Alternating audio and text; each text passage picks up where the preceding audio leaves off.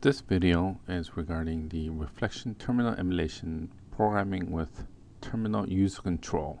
As part of the Reflection 2011 R2 release, there is a control called terminal user control. So within this video, we'll cover a quick overview of what it is, what the requirements for using this control, a quick demo of going through the terminal user control, and go over the reference. So this is the reflection workspace showing the house screen. When we talk about the terminal user control, this is the host screen that's embedded within the workspace that is the actual terminal emulation screen. So this screen object can be programmed against outside of the reflection workspace within a custom application. This screenshot shows a example of a application that was created to interact with the terminal user control.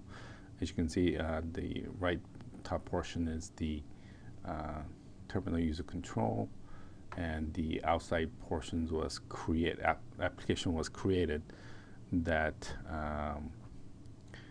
would interact with the host screen, either to put data into it or to perhaps navigate different screens within a different mouse options or various different UI, separate from the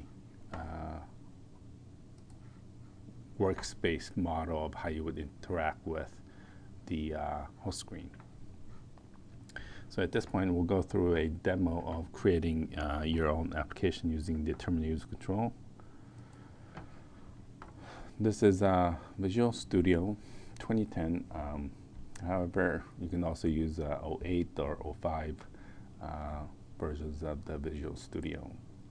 So at this point, we're going to do new project.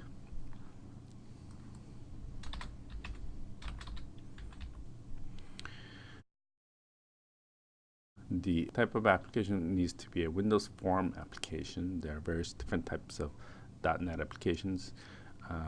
It has to be a WinForms application that can consume the terminal user control. Okay, press OK.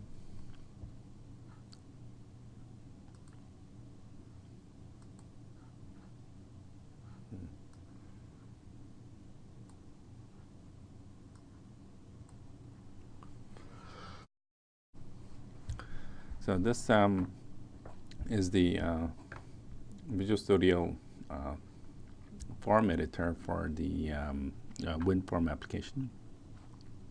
On this side is the toolbox with the various controls. On the machine that you installed Reflection 2011 that has a Visual Studio IDE, particularly 2011, you would get a category called the Reflection 2011 Terminal Controls group with various controls inside of it. So in this case, we are going to use the IBM terminal control.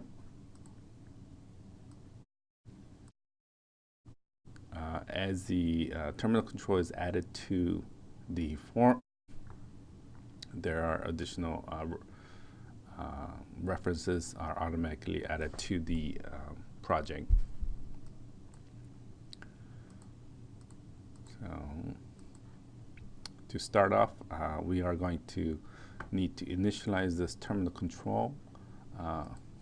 We are going to do that on a form load.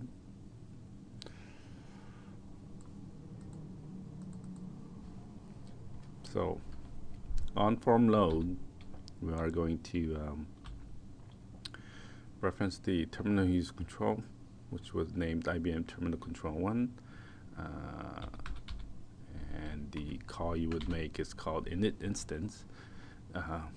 You can call with the method to give it a host type. In this case, we're going to do IBM 3270. but you could have passed in the session file as well, instead of creating a new host type. The session file, if you use that version, then it would be the session file that you created within your workspace. For, let's say, host b dot rd3x is the session file. Then you can pass that in as the argument. So in this case, we are just going to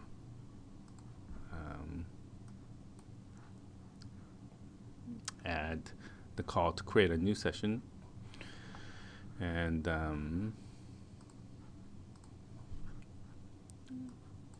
if we go to the terminal use control and we look at the events, there is a terminal initialized event. I'm going to add an event handler. So this event it is triggered when the init instance call has finished.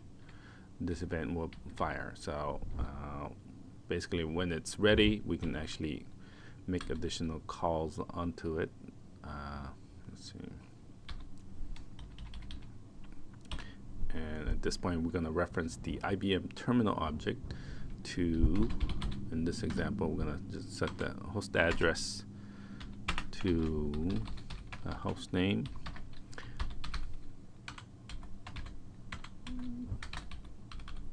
And we're going to connect. So as you notice, when I was typing this, this IBM terminal interface and all the properties here, properties, methods, and events, are the currently documented reflection.net API for a terminal object is what's actually being rendered here. Just to kind of show you that. So at this point, we are ready to run. So we'll just build and run.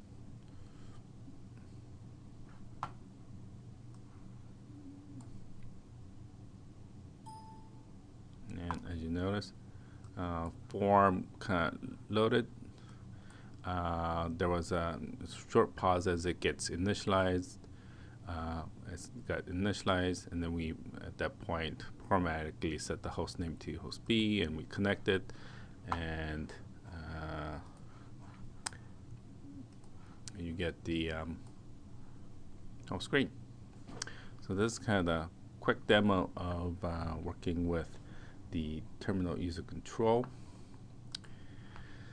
The key things to remember when working with terminal user control is call the init instance, and then add the event handler terminal initialized event. Once those two are done, then thereafter you are ready to interact with your terminal user control to do other tasks. For reference,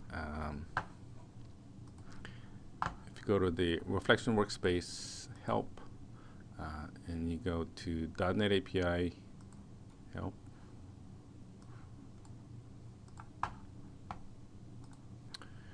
then this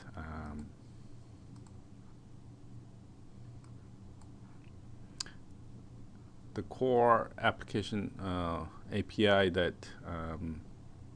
the terminal user control was defined is in this section called usercontrol.ibm hosts. And you'll go to the overview, and we'll talk about the init instance method. The key thing that you would get out of this is there is only a few properties or methods on this particular control. What you would do is you would get the IBM terminal property from the terminal user control. Once you get that, you would use the attachment reflection emulation IBM hosts block, which is here, and then go to interfaces, and then go to IBM terminal. And this is where you would find all the properties and methods that you would use to interact with the host. the quick demo that was just done is also documented in the .NET API guide. If we go to that, under the advanced programming tasks, there's a section called using the IBM Terminal User Control or Open Systems, and there's a quick tutorial of going through the IDE and creating this document application. That's it for the Terminal User Control demo. Thank you.